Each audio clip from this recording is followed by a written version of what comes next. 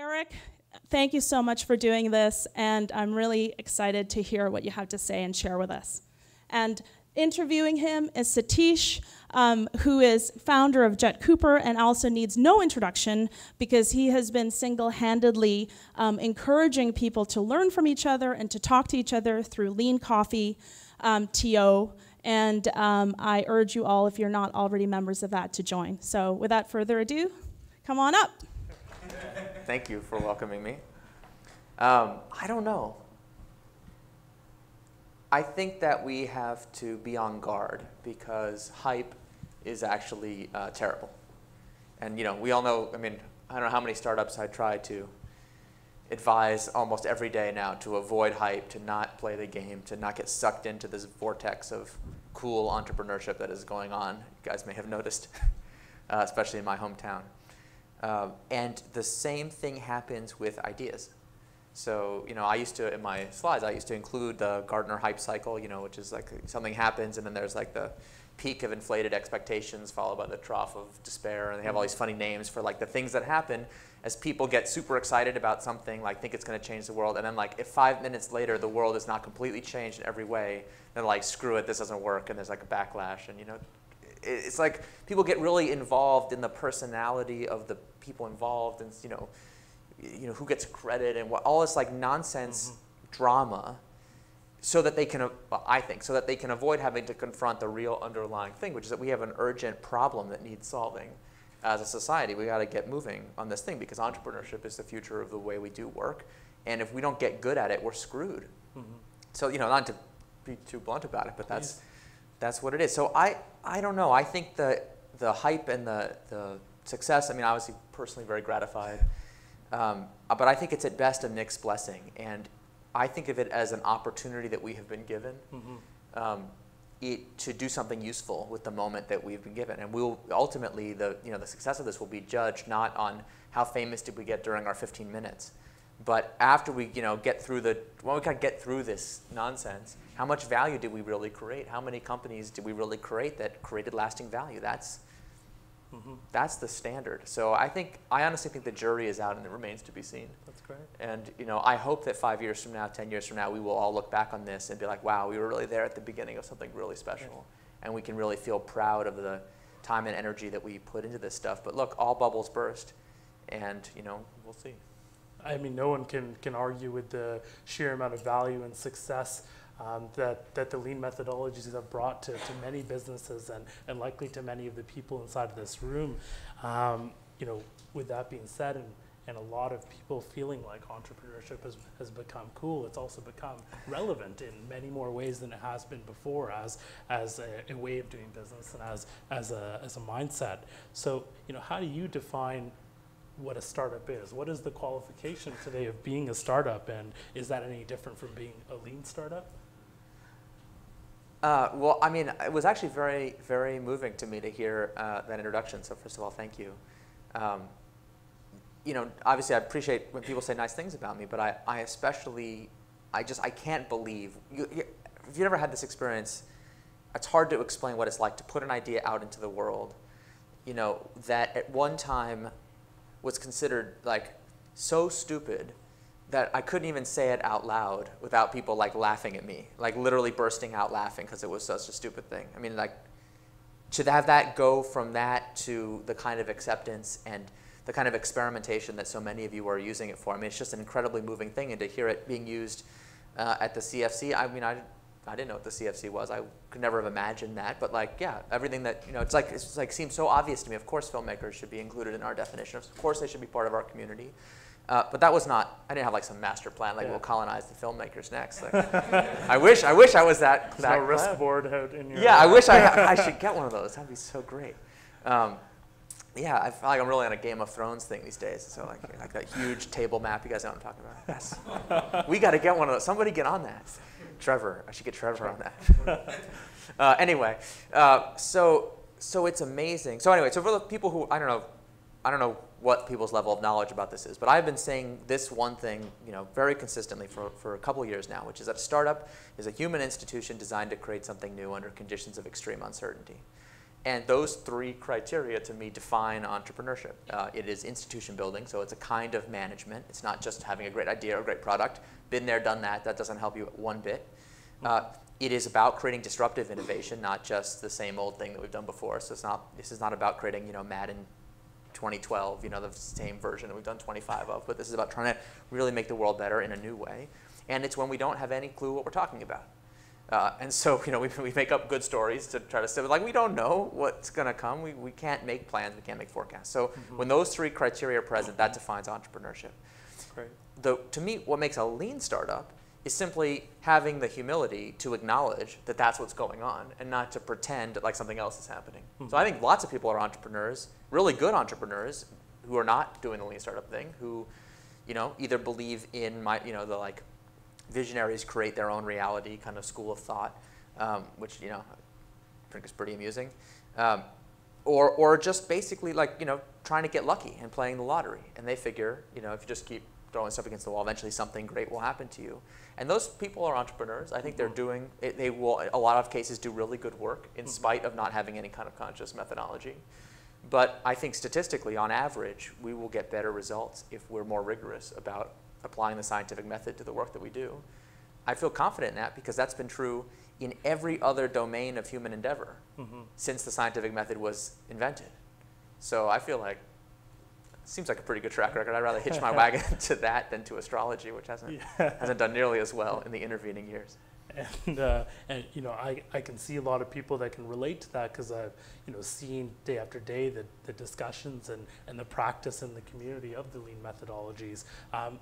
You know, how many people can relate to that in their own businesses or their own entrepreneurial endeavors in the room that you're practicing some form of lean? Good group. Okay. You know, I hope we hear from the rest of them. Sorry? I want to hear from everybody who's not practicing. Maybe they're astronomers. Let's hear it. Yeah, exactly. I want to learn. I want to learn. And so with that, you know, you speak to 5 core principles related to lean practice and lean methodology.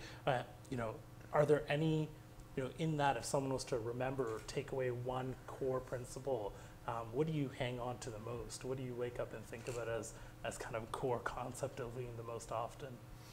Yeah, it's funny. I've been thinking about this a lot because obviously I've been speaking about this quite a bit since the book came out, and I've really noticed.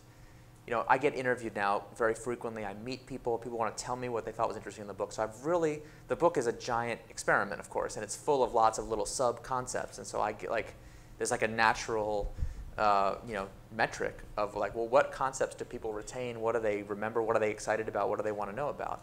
And I've noticed that the concepts that fit on a bumper sticker are the ones that people are most excited about. So, you know, the ones that really define lean startup to most people, you know, minimum viable product, the pivot, validated learning, vanity metrics is very, you know, super popular concepts. And I think those concepts are really important. Personally, you know, if I could have people pick one thing to come away with, it's simply that a startup is an experiment. And that, you know, that's a pretty good bumper sticker right there. And I see we got Get Out of the Building. It's now on a T-shirt. Okay, that's pretty awesome. There was a time when if you said that out loud, Silicon Valley people would laugh in your face. So like, pretty cool to see it on a T-shirt. So like look, and slogans and concise, kind of specific principles that'll give us a common vocabulary. That's actually very important. But I've become increasingly interested in the parts of the model that people don't talk about as much because they can't. Well, because I certainly have not learned yet how to summarize in a pithy way. Where is actually, you know, that's of course where the meat of the methodology is, and it's not as catchy, but I think it's still pretty important. That's great. You know, small tangent. Speaking of T-shirts, we saw your face on a T-shirt outside. Yeah. How does that make you feel? Weird. It's just weird. I had forgotten about that episode. First of all, for the record, we're on video, so I'm on record for the world. I did not make those T-shirts. Okay, it was not my idea. It was an unauthorized action. It was done without my approval, and they were distributed 2 years ago at South by Southwest at my event. So like people come to my event, and there's like all these free T-shirts with my face on it. Like, well, what an egomaniac! And, oh look, he thinks he's as cool as President Obama. Like, loser. And I had completely forgotten about this, but I was just telling you right before we started that that next day I had a meeting with someone who works for President Obama, like personally, you know, at that level.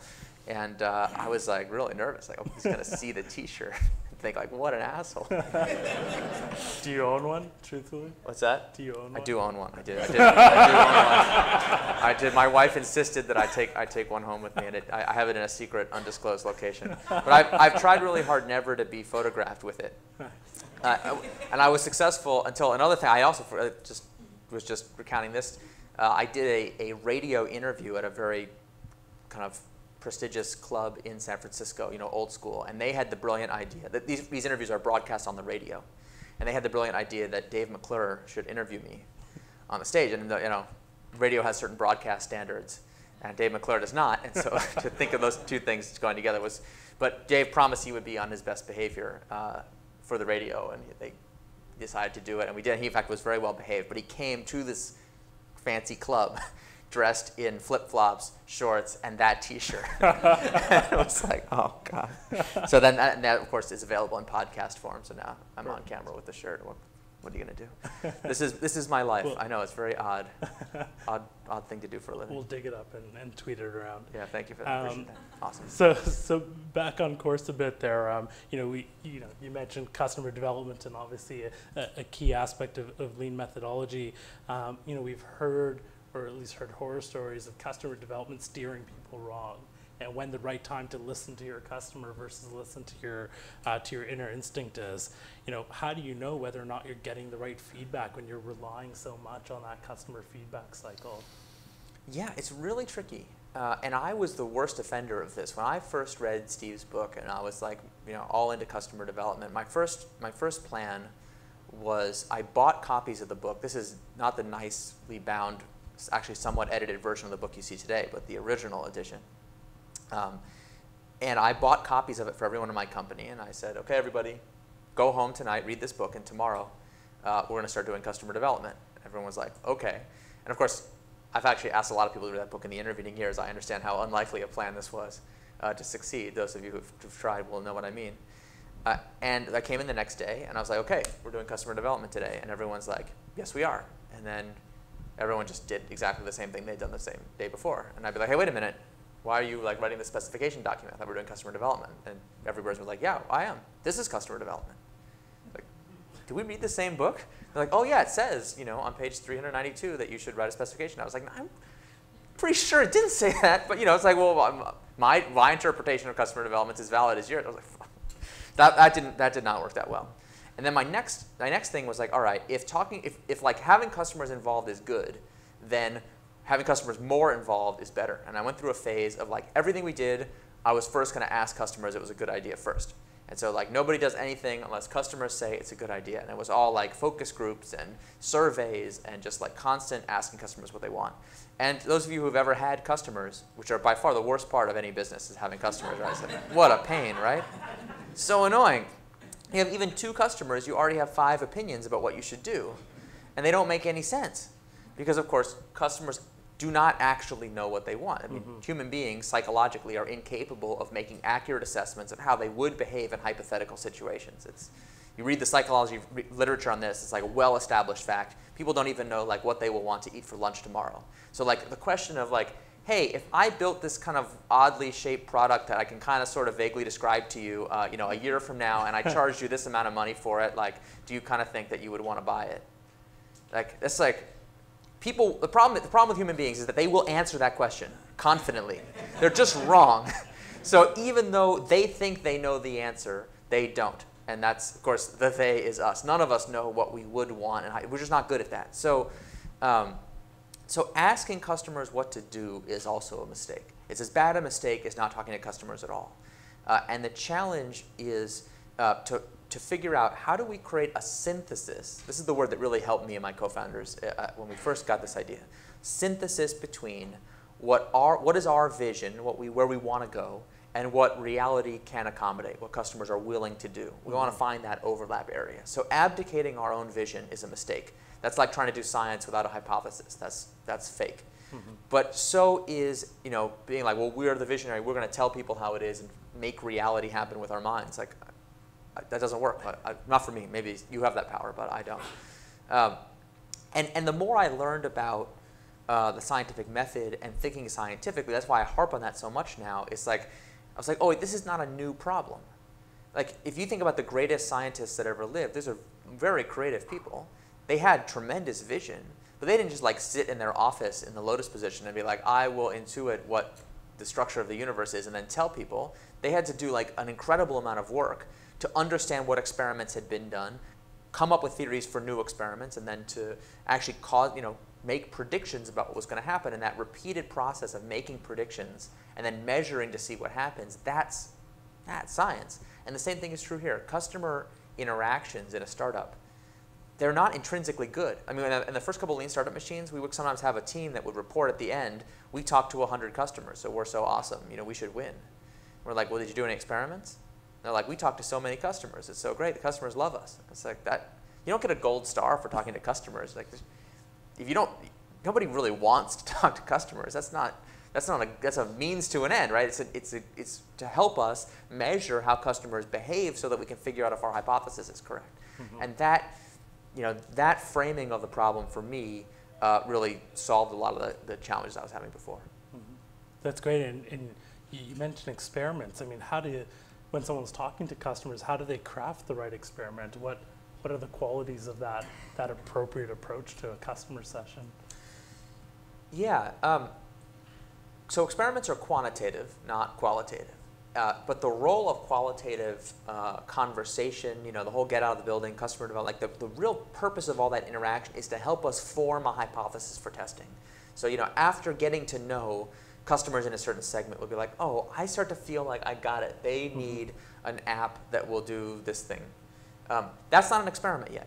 Even if you then go talk to 5 customers and say, hey, do you think you would want an app that did this thing? That's not an experiment yet. An experiment is a prediction about how customers will behave under a certain set of conditions. And so if we then say, okay, I'm going to go to 5 customers and I'm going to offer them the chance to download this app for $1, that's an experiment. Because I can make a prediction. Well, of 5 people offered my app for $1, how many will want it? I, of course, think my app is the best thing since sliced bread, the most awesomest thing that's ever been invented in history. So, of course, all 5 of them will be desperate to get it, and only $1 would have bought a bargain. So I predict confidently that 5 people will buy my app. Okay, now we have an experiment. Let's go find out. Because the difference between 5 and 0 is like huge. That's a very significant result. And of course, it's going to be 0 the first time. Sorry. It's always 0 the first time. And that, then you have an opportunity to learn. Now you've failed at something. See, if you can't fail, you can't learn. So we're trying to, science is about provoking failure and trying to learn as much as possible. And what we're trying to add, since this is not a pure science, this is an applied science, we don't have time to just set up the world's most elaborate experiment. We want to fail and learn from failure as quickly as possible.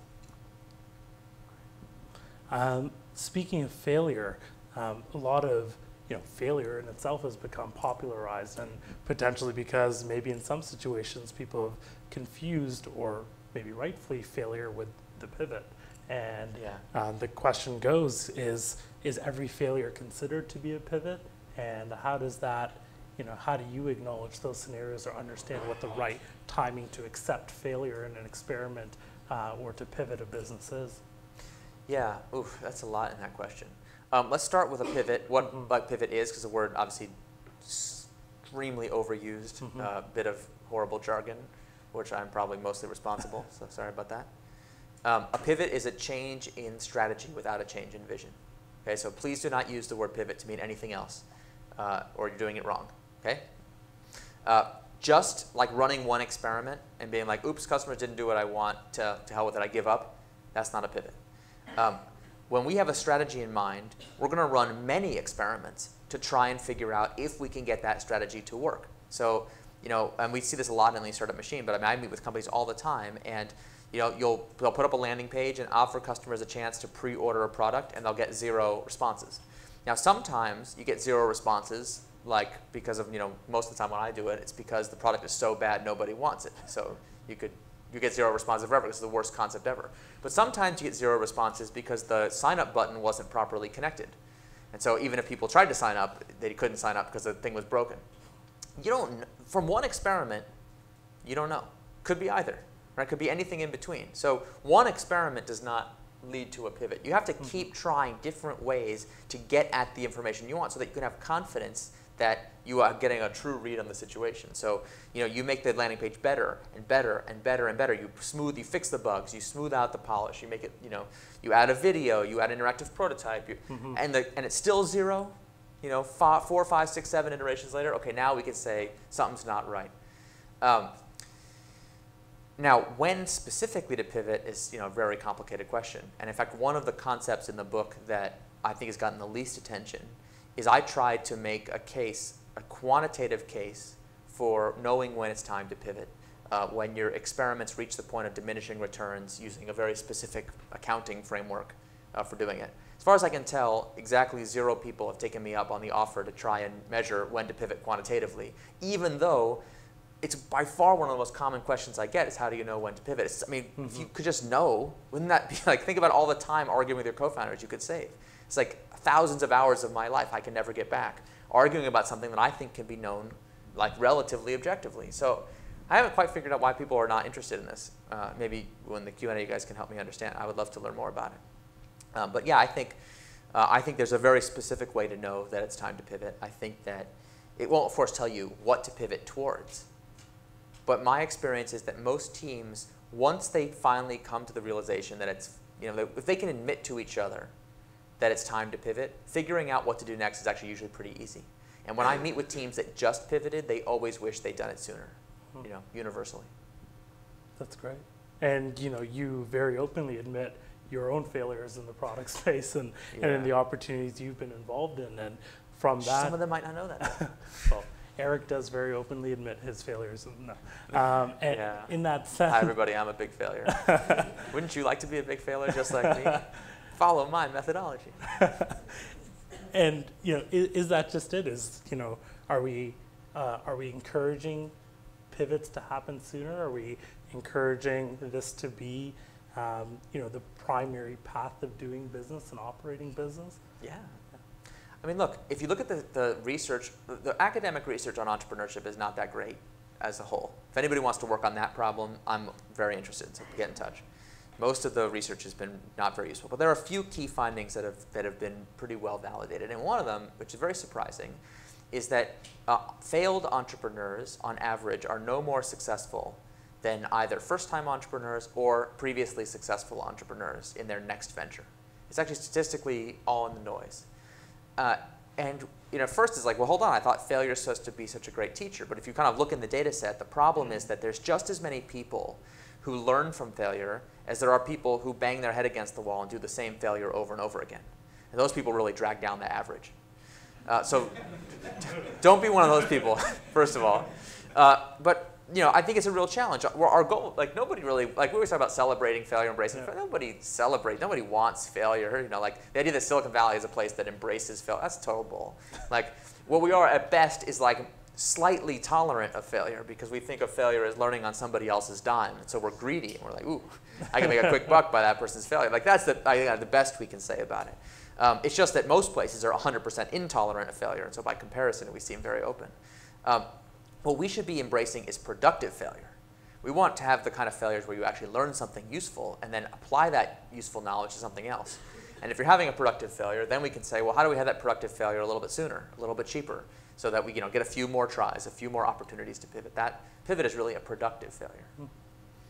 Now, you mentioned the notion of learning on someone else's dime, especially not just actually alone in Silicon Valley, but across the world, the number of incubator, accelerator, and other financing models and the advent of the super angel has kind of brought us to a place where some critics really look at it as, are we just encouraging disposable startups? Are we using this notion of startups to quickly ramp up and scale down opportunities out of other needs and other kind of greedy nature? And do you see lean translating into entrepreneurs not putting their all into these things? Do you see it contributing to some of the pursuit of science in entrepreneurship? I don't know. I think that, there's certainly a thing happening right now where entrepreneurship is cool and everyone's doing it. And that's usually the sign at the top of a bubble. So just look out. I'm on a George R.R. Martin theme today, right? So winter is coming, right? So everyone be ready. because this happens. We go through these phases, and there's a lot of people getting in entrepreneurship for bad reasons, just like in the dot-com bubble. A lot of people are trying to become an entrepreneur because they think it's a good way to make money, and just like you just got to do the math on probability of success times average magnitude of success to realize, well, this is not an ideal way to make money. You'd be much better off, in an investment bank or a corporate lawyer or something. And when winter comes, a lot of those people will be flushed out of the ecosystem, and good riddance. But there's also just a lot more entrepreneurial activity happening now for also good reasons. There's a lot of structural reasons. Costs to start a startup are coming down. As we get better at lean startup, we actually democratize the tools of entrepreneurship, make it more something. There's really good reasons for there to be more entrepreneurs. So I view this as a challenge.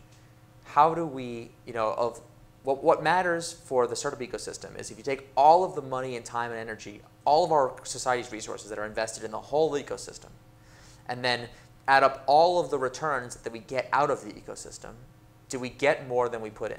Are we actually a net positive for society or a net drain? And I feel like, that's why I'm happy to go one startup at a time if I have to. Yeah. Every one startup we convert from the cult of hype and BS to trying to do something real.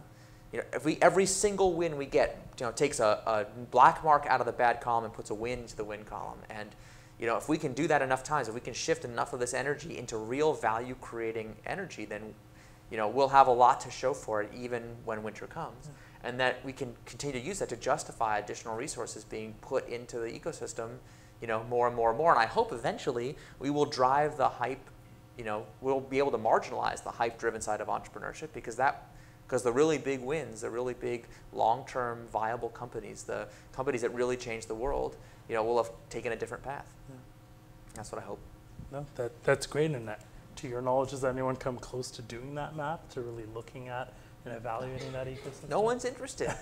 Nobody wants to know. Like the money is flowing, the gold rush is on. Are we afraid of the answer? Yeah. Well, I think there's a lot of people who get paid not to know the answer. Yeah. Right. Like if you look at the people who are currently making an absolute fortune from the status quo, they're not interested in knowing the truth of the matter because the more that's known, the more targeted our investments in entrepreneurship could be, the more a lot of people will be revealed to be not value-creating actors. And, if I got paid not to know that, I'd be very ignorant about it. So I understand.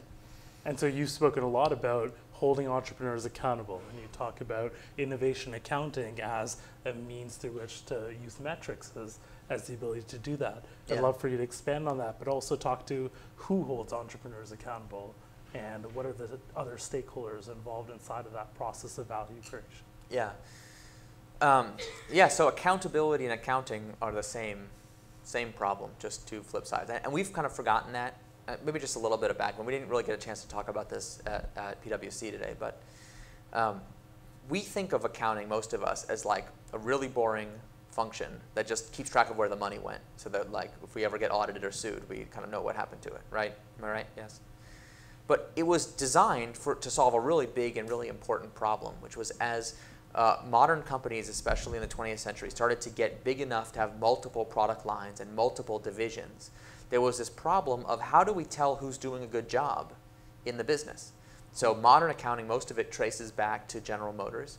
And the genius idea of General Motors when it was put together in the 20s was that one company could basically buy up a bunch of automotive startups, roll it up into one megacorp that would sell like cars, for every budget, every kind of person. You could kind of saturate the whole market and have this near monopoly position. That was the idea. And so one of the problems in that business was in a boom year, let's say the economy is going great, every manager is a genius because every manager sold more cars than the year before. And of course, every manager comes into your office and is like, I run the Buick division and I sold way more cars than last year, I should get a raise. It's like, I just noticed that every single person across my whole company, everyone came in with the same report. So what are the odds that every single manager did an equally awesome job? Come on, that's not very likely. Whereas in a down year, everyone gets fired because it's a recession going on. Obviously, if you study America in the 20s, it was a very volatile period, and so this actually was a huge problem for them, is they couldn't tell who's doing a good job. So modern accounting was invented to answer this question. How do we figure out who's doing a good job? Well, we'll figure it out by predicting, division by division, how many cars they should sell in what they called the standard volume. This is like, to me, when I read this thing, I was like falling out of my chair. I couldn't believe this ever worked. They had a concept of standard bought. How many cars every division of General Motors should sell in an ideal year? It's like this mythical thing, ideal year. And then, based on population growth, and then based on the actual state of the economy, a lot of the modern like economic reporting, statistics bureaus, all that government work to report, like a lot of that came out of the need for companies to have this data. They could project quarter by quarter, how is this year compared to a standard year, and adjust everybody's quotas and forecasts accordingly. And so you only got promoted if you beat the forecast. So if it's a down year but you did slightly less worse than was anticipated, you get promoted. And if it's a boom year and you did even better than was expected, you could be promoted. Does that make sense? That, like, most of our modern accounting methods work that way. And if I've never hung out with like the Google search team, but if you did, I guarantee this system is being used there. Because like, let's say you're like, oh, I've got a new idea. I got this new sports, I'm gonna improve sports searches on Google, and I'm gonna make sports lovers love sports more. And you roll the change out on Monday, and a week later you're like, boom, we roll this change out. Our numbers are through the roof on sports searches on Google. Like, I should be promoted. And then someone will be like, there'll be some CFO or accountant, somebody at Google whose job is to be like, I think it was the Super Bowl this weekend. So does sports, and like, look, we have 10 years of historical data, and look, the pattern is exactly the same every year. So we know exactly how many searches by vertical, that should have happened, that happened in an ideal year on the Google search engine. And guess what? Your change actually made it worse because we did better Super Bowl last year, and it's your fault, you're fired. Okay? There's somebody's job to do that. That's like every modern business has to have that function. So I hope you can kind of see how this is going to cause massive problems for entrepreneurs because we've got no forecasts. We just have like random numbers we pulled out of where to put in our business plan so that we have something in the business plan because you're supposed to have numbers in the business plan. We don't exactly know why. So we can't make predictions with any kind of accuracy. And I remember reading about standard volume, and I was like, you're kidding me. There was a time in the past where people made projections of things and then they came true. Think about how accurate your projections would have to have everybody in the company's like salary and bonus be dependent on hitting the forecast. Only forecast I've ever made in we're all bogus. I've never been involved in the making of a real forecast because I've only ever worked in startups where forecasting is a hysterical joke. So it was like, wow, that's amazing. So I really believe that if we're going to get good at entrepreneurship, we have to develop our own accounting system that rather than being backwards looking like standard accounting is forwards looking. It can project how we're doing in terms of, if we're on the flat part of the hockey stick, how do we know we're about to turn up? How can we figure out we're making progress when the vanity metrics, when the gross numbers are really low? I mean, and I call it innovation accounting, and it's it's one of those concepts that involves math.